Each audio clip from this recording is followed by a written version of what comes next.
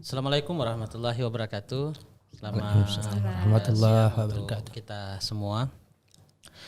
Puji syukur kehadirat Allah Subhanahu wa taala, Tuhan yang Maha Esa yang telah memberikan kita nikmat sehat dan kesempatan sehingga kita bisa bertemu pada siang hari ini bersama Satgas PPKS Universitas Riau.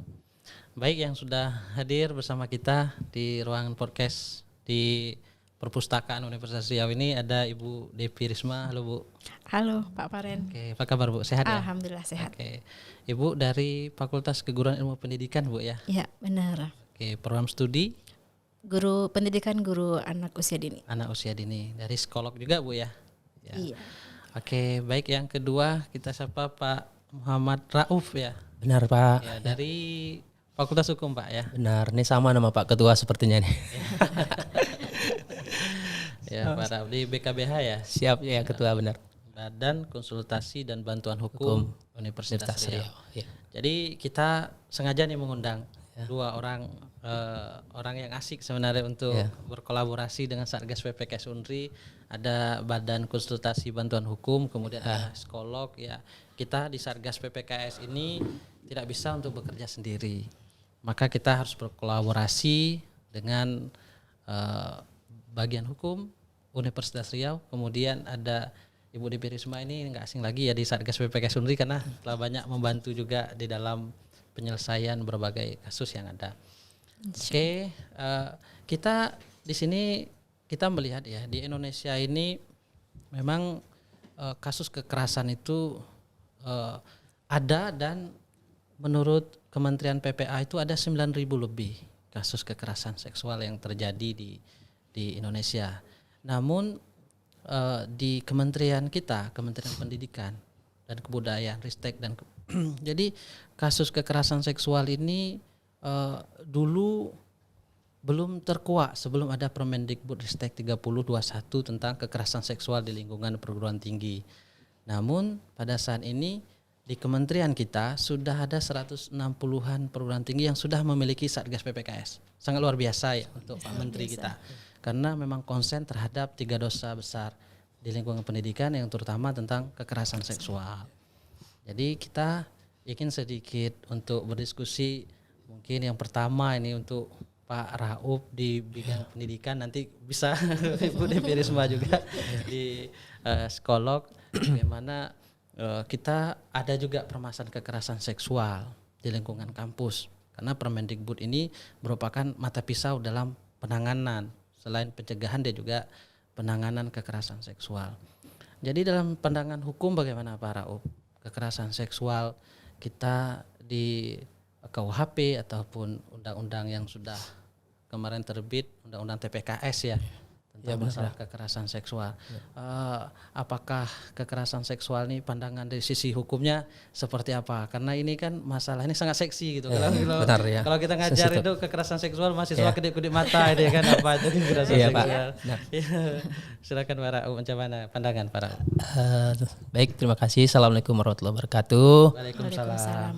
Pertama saya apresiasi untuk kegiatan kita pada siang hari ini ya, dengan kegiatan yang sangat positif ya dalam rangka memberikan edukasi dan pencerahan sebenarnya terkait dengan isu tentang kekerasan seksual, terutama ini kita bahas di lingkungan perguruan tinggi gitu. Pertama saya mengamati memang ini adalah langkah baik ya dari adanya Permendikbud tahun 2021 berkaitan dengan pencegahan dan penanganan kekerasan seksual di lingkungan kampus gitu.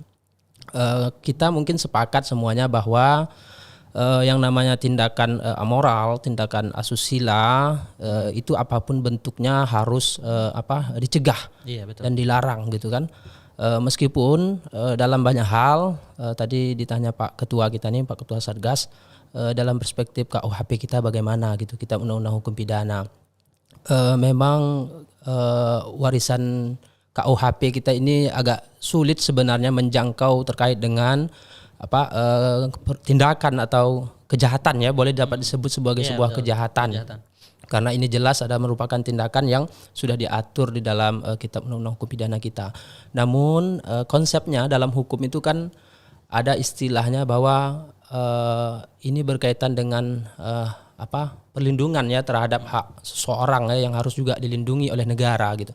Makanya dalam hukum pidana itu, meskipun saya sebetulnya bukan ahli hukum pidana ini Pak, tapi karena beberapa kali mendampingi korban juga ini penting ya dalam hukum pidana itu, bahwa memang bukti itu harus lebih terang daripada cahaya gitu. Jadi maka perlu ada mekanisme hukum ya yang nanti perbaikan ya, dan saya lihat ini sudah sangat bagus ya, meskipun dari Permendikbud sudah ada, kemudian ada undang-undang TPKS yang baru, itu juga sangat sebagai instrumen yang sangat baik ya dalam rangka pencegahan daripada terjadinya tindak kekerasan seksual ya, terutama di lingkungan kampus gitu. Ya. Oke, baik. Jadi kekerasan seksual ini kan sebuah tindakan yang mana yang menyebabkan seseorang ini salah satu hilang untuk meraih pendidikan yang nyaman. Itu menurut Permendikbud Ristek 30.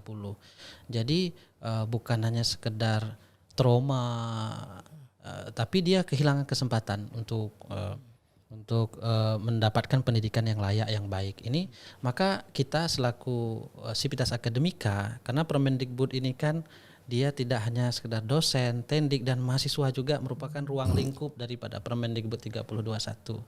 Jadi dari perspektif hukum instrumennya sudah ada, tinggal kita lagi menjalankan ya Pak. Benar Pak Ketua. Jadi berikutnya Ibu Devi Risma nih. Sangat menarik sebenarnya, bagaimana sih Ibu Devi Risma pandangan dari psikolog terhadap kekerasan seksual ini, terutama ini kan yang banyak korban ini kan ya perempuan. Bisa juga dosen dengan dosen dengan mahasiswa, tendik sama tendik, atau tendik dengan mahasiswa, karena sering berhubungan dosen itu dengan mahasiswa ya, karena relasi kuasa dan lain sebagainya. Jadi pandangan psikolog seperti apa pandangan Bu Risma terhadap kekerasan seksual di lingkungan perguruan tinggi? Silakan. Terima kasih Pak Paren. Kalau kita bicara kekerasan seksual, itu memang sesuatu yang namanya kekerasan ya. Pasti nggak akan ada yang mau. Pasti ada paksaan ya. Pasti ada paksaan kan gitu. Namanya kekerasan pasti ada paksaan. Pastinya itu akan menyakiti si korban. Pastinya itu akan menyakiti si korban. Beda namanya kalau hubungan seksual pasti menyenangkan dong gitu ya. Tapi ini kan ada kekerasan di situ. Yang namanya kekerasan pasti ada paksaan, sehingga itu menimbulkan ketidaknyamanan buat si korban. Apa yang harus kita lakukan? Tentunya perlunya, makanya pemerintah melalui Kemendikbud membuat undang-undang tentang kekerasan seksual ini, yang satu langkah yang perlu kita apresiasi dalam pemerintahan kali ini ya. Tentunya karena sebelumnya kan kalau kita tahu sebenarnya banyak, tapi mungkin tidak terungkap gitu kan. Tapi dengan adanya ini mahasiswa lingkungan Sivitas Akademika itu punya kita bilang kesempatan, punya peluang, oh ternyata saya kalau dilecehkan sekarang sudah ada wadahnya ya, gitu ya, sudah ada wadahnya. Itu adalah salah satu cara untuk mereka menimbulkan keberanian mengadukan kalau mereka menjadi korban. Karena yang sekarang ini banyak terjadi itu adalah memang mereka takut mau kemana ya, mengadu kemana ya, takut ingin mengadu. Mengadu kemana, karena walaupun bagaimana kekerasan ini kan adalah suatu aib, apalagi kekerasan seksual. Kekerasan fisik jelas dipukul, kita mungkin lebih jelas untuk mengadunya, lebih jelas untuk memberikan bukti dan segala macam. Tapi kekerasan seksual itu adalah aib bagi si korban, bagi keluarga gitu ya, dan mungkin bagi lingkungan sekitarnya. Bagi korban dia trauma, dia takut, dia sementara dia harus tetap melaksanakan pendidikannya, mau berhenti gimana bilang takutnya sama orang tua, sama teman-teman, nanti dibilang nggak percaya. Jadi trauma-traumatik itu akan menyebabkan ketidaknyamanan yang bisa menyebabkan orang jadi bingung, kenapa ya dia nggak selesai, kenapa ya, kalau bagi mahasiswa kan begitu ya, kenapa nggak selesai. Demikian juga mungkin dengan dosen, tendik, kenapa dia nggak datang-datang ke kampus, kenapa dia nggak ngajar-ngajar. Itu menyebabkan pertanyaan bagi lingkungan, bagi masyarakat yang lainnya atau teman-temannya gitu ya. Sehingga memang dengan adanya undang-undang TPKS ini, alhamdulillah ada wadah. Sangat baik sekali, paling tidak ada rasa terlindungi. Oh ternyata kami juga punya hak, perlindungan itu sudah mulai dijalankan, sudah mulai ada jalan terangnya nih, ada perlindungan ini dalam jalan, sehingga kami akan berani untuk speak up untuk bicara, berarti kan karena memang pada prinsipnya Satgas kan menjaga kerahasiaan dong ya, nggak mungkin kita bebarkan kemana-mana pastinya gitu kan, kita jaga kerahasiaan itu, sehingga mereka mulai berani untuk mengungkapkan apa yang mereka rasakan. traumatik itu pasti nggak akan semudah itu hilang pastinya. Ya, bisa seumur hidup kan, bisa terbayang seumur hidup, terus masih terbayang terus kan. Dia bilang nanti dia pegang dikit aja dia udah bisa gemeter, gitu kan, seperti beberapa korban yang kita temui ya, banyak trauma-traumatik itu yang memang luar biasa ternyata buat si korban gitu ya. Dan itu sebenarnya nggak sebentar kita melakukan pendampingan itu, gitu. Mungkin gitu Pak. Oke, terima kasih. Jadi memang kita kata Bu Depi Risma tadi, korban ini kan Pak Raup dari sisi hukumnya juga. Kalau di pidana umum mungkin di dalam hukum acara pidana itu kan ada keputusan bahwa harus transparansi Pak Raul. Ya, dalam penyidikan harus transparansi. Sementara Permendikbud 3021 ini kan perspektif korban. Ya, benar. Jadi kita tidak semua yang harus kita transparansikan. Karena Bu Risma paham betul bagaimana kondisi psikologis korban itu. Jadi dalam Permendikbud itu menjaga kerahasiaan. Jadi tidak tahu siapa korbannya. Terkadang netizen kan menyerang, minta ditransparansi sama korban karena kepo kan. Karena kalau terjadi kekerasan seksual tuh orang ingin tahu siapa korban. Ya, siapa sih korbannya, siapa ini. Nah, jadi kalau di pandangan hukum acara pidana kan harus dihadirkan para korban, saksi, pelaku. Jadi kalau Permendikbud ini kan pemeriksaannya harus terpisah Pak Rauf. Jadi pandangan Pak Rauf seperti apa dengan kondisi pemeriksaan seperti itu? Baik, seperti awal tadi memang kita pasti menyambut ya baik ya daripada Permendikbud tentang pencegahan kekerasan seksual. Kenapa demikian? Karena ini langkah yang memang cukup penting, harus cepat diambil oleh pemerintah. Ya sebenarnya dulu kalau kita lihat sudah banyak ya kejadian mungkin yang di lingkungan kampus yang melakukan tindak kekerasan seksual ini. Yang tadi yang disampaikan Pak Ketua itu memang benar ya. Kenapa ini perspektif ini harus adalah pada korban? Karena rata-rata memang korban kekerasan seksual ini kan tidak mau atau bahkan merasa malu dan bisa jadi dua kali korban gitu ya. Ya, satu sudah menjadi korban kekerasan seksual, yang kedua mendapatkan stigma yang negatif ya di tengah masyarakat. Kalau saya melihat memang dalam pengertian proses penanganannya yang diatur dalam Permendikbud, maka itu sebetulnya proses yang sudah benar gitu. Jadi tetap kalaupun itu kerahasiaan memang sudah menjadi SOP-nya internal kementerian ya, atau kalau di sini mungkin prosesnya di Pak Satgas itu Pak Ketua Satgas karena gitu. Internal kita. Ya, artinya tetap memang memberikan tahapan-tahapan ya, proses-proses itu tetap berjalan dengan baik ya, dan terutama memang dari sisi perlindungan terhadap korban itu. Betul. Ya, kemungkinan ini juga adalah bagian daripada memberikan edukasi ya terhadap korban-korban yang lain gitu. Karena bisa jadi korban yang lain yang mereka juga tidak berani melapor gitu ya, dengan ada pendampingan dan kepedulian dari Satgas yang tentunya sudah dibentuk oleh oleh kementerian maupun oleh universitas itu, maka ini akan menjadi kepedulian kita bersama gitu. Jadi saya merasa perlu memang kepedulian ini oleh seluruh elemen terutama di perguruan tinggi itu ya, seluruh warga kampus itu untuk peduli gitu. Karena kalau kita nggak peduli, kita mungkin menganggap ini sesuatu yang tidak ada hubungannya dengan pendidikan gitu. Ini merupakan sesuatu yang salah gitu.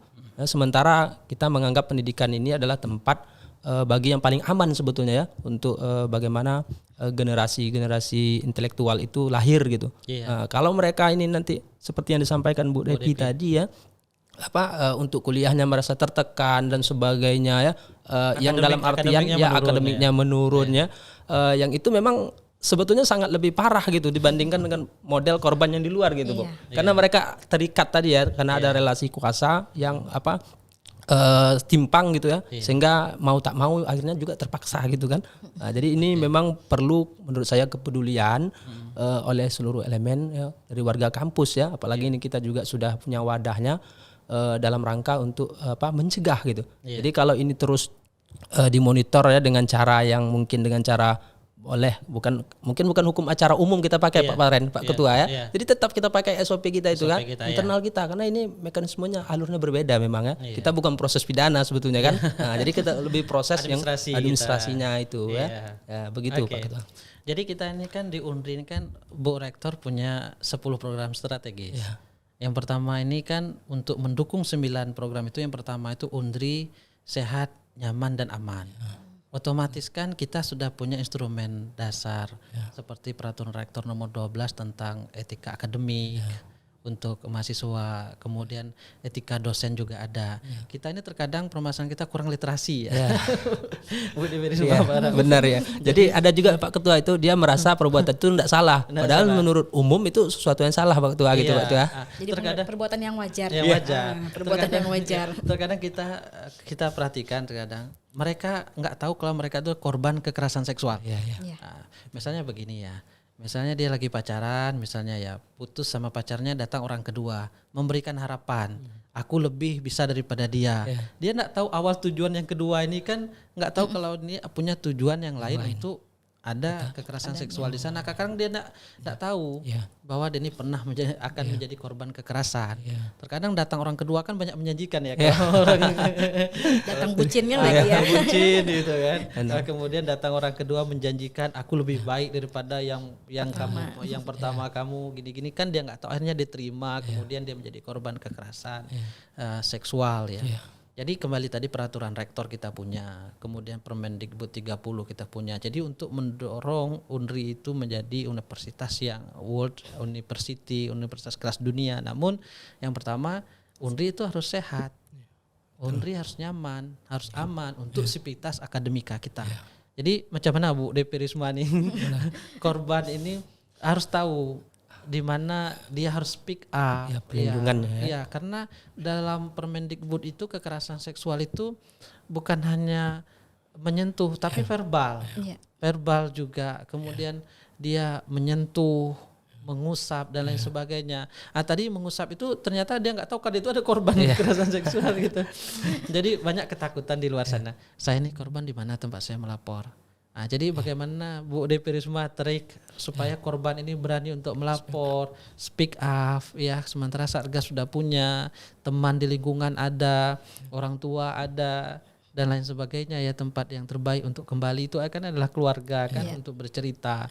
Jadi bagaimana penanganan psikolog terhadap korban? Ya silakan. Oke, kalau kita bilang banyak memang ya yang nggak sadar kalau dia sebenarnya korban, gitu ya. Namun bisa jadi memang karena ketidaksadaran itu ya itu adalah efek dari kebucinan tadi itu mungkin ya gitu ya. Oh saya diperhatikan, oh saya disayang, oh saya ini gitu ya. Tapi pada dasarnya itu adalah ketika belum terjadi pernikahan, pastinya di situ ada apalagi tidak suka, pasti ada kekerasan di situ gitu ya. Jadi memang kita alhamdulillah sih sebenarnya kalau kita bilang ketika Pak Paren, kita punya wadah sebenarnya untuk kita berani mengungkapkan apa yang kita alami. Satgas mungkin terutama. Di setiap BEM ada badan perempuan ya, badan perempuan. Di situ kan mereka kalau takut misalnya ke Satgas dulu, cerita dulu sama teman-temannya ke BEM, gitu kan. Kalau memang tidak, Indonesia kan biasanya kita prinsipnya adalah menjaga kerahasiaan. Jadi memang layanan, pelatihan kepada BEM itu perlu kita berikan terus agar mereka bagaimana mendampingi korban-korban kekerasan seksual ini terutama. Kemudian kita juga di universitas punya pusat bimbingan dan konseling sebenarnya. Pusat bimbingan konseling itu ada hotline-nya yang bisa kapan saja gitu lapor. Kemudian ini kan kalau memang ketemu, janjian ketemu, kemudian bisa melakukan konseling. Jadi kita sebenarnya punya wadah itu sudah ada sebenarnya. Bukannya untuk mahasiswa tapi untuk dosen, untuk tendik, untuk semua. Terima Ibu. Untuk semua, untuk semua sivitas akademik kita. Jadi bukan hanya dosen, karena kami di pengalaman di pusat bimbingan konseling juga ngelayanin dosen, bukan hanya mahasiswa ya, dosen juga gitu. Sebelumnya dulu juga pernah ini tendik gitu itu juga ada, karena memang kekerasan itu kan bukan hanya pada mahasiswa, cuman memang lebih banyak terjadi kepada mahasiswa karena ada relasi kuasa itu tadi ya, karena ada relasi kuasa sehingga akhirnya mereka takut gitu ya. Kalau kita yang mungkin tendik, dosen mungkin lebih berani speak up, mungkin karena kekerasan dalam pacaran gitu ya, atau mungkin suka dan segala macam, tapi ada rasa intimidasi yang membuat mereka tidak nyaman. Mungkin lebih bisa mengendalikan. Kalau bagi dosen sama tendik mungkin lebih bisa menjaga gitu ya. Kalau itu kalau mahasiswanya kan mereka takut, terutama kalau dengan dosen ya, hubungan dosen relasi dengan relasi kuasanya kuat banget, seperti kasus-kasus yang terjadi selama ini. Kita kan kebanyakan adalah relasi kuasa itu, walaupun juga ada terjadi pada mahasiswa kemarin ya, kita sesama mahasiswa. Tapi ternyata kan setelah ditelusuri lebih ke pelanggaran etika itu tadi. Etika akademik ya. Etika akademik yang terjadi yaitu tadi karena ada hubungan saling suka sama suka, putus ternyata kembali ada sakit hati ini yang terjadi gitu ya. Dapatnya modusnya. Makanya itu kita mungkin sosialisasi itu perlu kita lakukan terus menerus secara kontinu kepada seluruh sivitas akademika, jadi mereka tahu mana sih yang dikatakan kekerasan itu, sampai sebatas mana saya harus ngomong, sehingga diberikan keyakinan bahwa kita punya wadah yang tujuannya adalah untuk menjaga kita bersama. Iya benar. Itu yang perlu kita tekankan terus kepada masyarakat. Ini alhamdulillah nih Satgas sosialisasi nih roadshow ke semua fakultas kan dalam rangka itu gitu. Berarti kan kita memang terus bekerja untuk mencapai tujuan dari Universitas Riau tadi yang sehat dan nyaman. Undri sehat, Undri aman dan Undri nyaman gitu. Itu kan 10 program strategis Bu Rektor kan satunya di situ. Kita harus mensukseskan program itu supaya 9 program itu kita bisa terjalan gitu. Kalau kita nggak sehat, kemudian kuliah nggak nyaman, ngajar nggak nyaman, gimana ya? Kapan kita mau aman gitu kan terhadap tindakan kekerasan. Jadi 3 isu itu kan bukan hanya kekerasan seksual sebenarnya, ada bullying, kemudian ada intoleransi. Namun Permendikbud 30 ini kan mengatur khusus untuk kekerasan seksual di lingkungan perguruan tinggi. Jadi harapan para UP ini terhadap harapan ini ya. Satgas PPKS Unri karena untuk mendukung program strategis Rektor Universitas Riau, kemudian seperti apa pandangan para UP? Sepertinya harapan saya ini sama dengan harapan Pak Ketua kemarin ini kan. Artinya dan sama dengan harapan kita bersama sebenarnya Bu ya. Kalau dari sisi aturan saya kembali sedikit, sebetulnya instrumen itu sudah cukup ya untuk upaya pencegahan atau penanganan terkait tindak kekerasan seksual ini. Namun itulah ya bentuk kepeduliannya Kementerian Kemenristek Dikti ya dalam hal ini telah menginisiasi sebuah aturan yang lebih khusus ya untuk di lingkungan perguruan tinggi. Artinya kita semua tentu berharap dari seluruh aktivitas yang di lingkungan kampus itu tadi aman, nyaman kemudian tidak ada tindakan-tindakan kekerasan yang juga akan berdampak terhadap akademik akademik mahasiswa maupun terkait dengan pencitraan daripada nama baik daripada perguruan tinggi gitu. Jadi ini harapan kita dengan adanya sebuah dengan lembaga Satgas ini kepedulian bersama itu tetap harus kita jaga dan kita harus komitmen gitu kan bersama-sama untuk mencegah dan memberikan edukasi terutama karena ini perspektif daripada aturan ini adalah perspektif korban, maka edukasi itu memang perlu juga kita jauh lebih banyak berharap kepada korban ini mendapatkan pendampingan gitu. Jadi pendampingan itu sejak awal, sejak pelaporan, sejak diperiksa sebagai saksi dan sebagainya sampai korban ini juga pemulihan konseling dan sebagainya itu juga tetap harus diberikan, karena kalau itu tidak dapat tentu korban juga akan berpikir untuk bagaimana dia melaporkannya kasus yang dialaminya gitu. Jadi penting juga kita di sisi pencegahan penanganan dan juga pemulihan terhadap korban ini perlu kita pikirkan gitu supaya itu betul. Lebih menjadi perspektif korbannya sehingga mereka juga akan tetap mau karena haknya tetap terlindungi gitu Nah itu yang mungkin menurut saya perlu bisa kembali ke lingkungan belajar yang baik karena kan dampak kekerasan seksualnya sangat sulit dibuktikan tapi mental kita jejaknya itu membekasnya beda sama orang dipukul nampak kita tapi dia seumur hidup membekas maka perlu ada pendampingan pemulihan terhadap psikolog seperti itu. Jadi bagaimana tanggapan Bu Devi Risma untuk Satgas PPKS untuk yang di luar sana yang menyaksikan nanti menonton acara kita ini, podcast kita ini, mereka berani untuk speak up, kemudian pimpinan juga tahu ya kekerasan seksual ini bukan tanggung jawab dosen aja, saya bertanggung jawab juga selaku pimpinan ya. Betul, karena benar. seluruh kampus, sivitas akademika bertanggung jawab, bukan hanya sekedar Satgas PPKS saja nanti ada masalah ke Satgas, masalah Satgas. Namun kan perlu untuk kita bergandeng tangan untuk supaya Unri sehat, aman dan nyaman itu. Silakan Bu.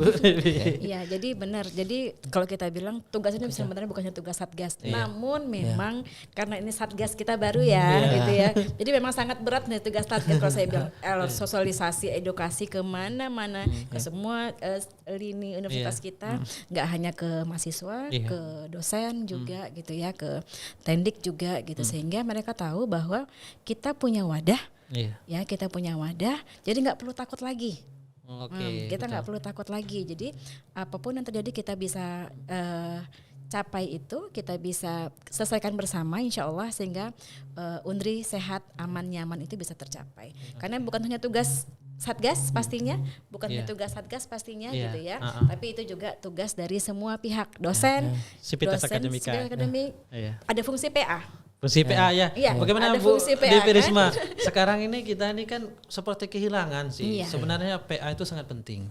Tapi terkadang ketika terjadi suatu masalah, ya si korban takut cerita sama PA. Dan PA bagaimana dia mau tahu, karena mungkin selama ini ya PA ini perannya tanda tangan KRS. Ya bagaimana Bu Devi Risma, ini sangat penting. Kalau di saya mungkin ya terutamanya, kalau biasanya kalau di saya itu memang ketika ada PA itu memang terutama di awal semester itu bimbingan pasti. Ada masalah nggak? Oh gitu, langsung ditanya. Ada masalah nggak gitu. Jadi memang dari awal itu sudah diyakinkan kalau ada apa cerita ya sama ibu. Apapun itu. Termasuk nggak punya duit, tapi bukan berarti nggak ngasih duit bilang gitu. Ada solusi ya, dicarikan solusi, bagaimana cara mencari solusi, apa sih masalahnya, apalagi kalau masalah-masalah yang pribadi itu gitu ya. Jadi memang harus diberikan pengertian, fungsi PA harus dihidupkan kembali, bukan hanya sekedar menandatangani KRS, tapi juga bagaimana dia mendampingi para mahasiswanya agar kegiatan akademik berjalan dengan baik, gitu ya. Kan kalau kita tahu bukan hanya di awal semester, apa di akhir semester, tapi kan tidak. Kalau menurut ininya tiap bulan atau minimal dalam satu semester itu 3 kali 4 kali itu kita perlu evaluasi, perlu kumpulkan mahasiswa PA untuk mengetahui perkembangan mahasiswanya apa saja. Kalau misalnya mengalami penurunan, kenapa? Gitu. Makanya memang itu harus dihidupkan kembali sehingga memang semua, kalau das PA kan kalau kita bilang semua kita jadi PA ya, nggak ada yang jadi PA kan, gitu kan. Kalau fungsi PA itu dihidupkan, insya Allah itu bisa kita tangan dari sejak awal. Dia bisa terbuka bercerita, bukan hanya sekedar datang minta tanda tangan udah tuh lepas pergi begitu saja ya. Jadi setiap semester datang hanya untuk minta tanda tangan KRS, bukan begitu aja Bu Devi Risma dan Pak Raup. Jadi kalau seandainya para dosen menyaksikan ini, bagus juga supaya tahu peran fungsi penasehat akademik ini sangat penting sekali untuk salah satu sebagai upaya mencegah apa keluhan, apa hambatan sekarang ya, sehingga dosen tahu apa keluh kesah mahasiswinya. Baik, terima kasih Pak Raup, Ketua BKBH Universitas Riau. Sama-sama Pak kemudian Ketua. Ibu Devi Risma. Ini sangat luar biasa, sering mendampingi korban. Keluh kesah korban didengar, tangis korban, ingin apapun di depan Bu Risma. Baik, terima kasih atas kedatangan pada hari ini di Satgas PPKS Universitas Riau. Kita doakan Unri sehat, Unri nyaman dan aman untuk seluruh sivitas akademika Universitas Riau dan seluruh sivitas akademika memahami Permendikbud 3021 tentang pencegahan dan penanganan kekerasan seksual di lingkungan Universitas Riau. Baik, sama-sama kita akan mengatakan Satgas PPKS Unri cegah kekerasan, tegakkan keadilan. Oke, 1, 2, 3. Satgas PPKS Unri cegah kekerasan, tegakkan keadilan. Oke, assalamualaikum warahmatullahi wabarakatuh.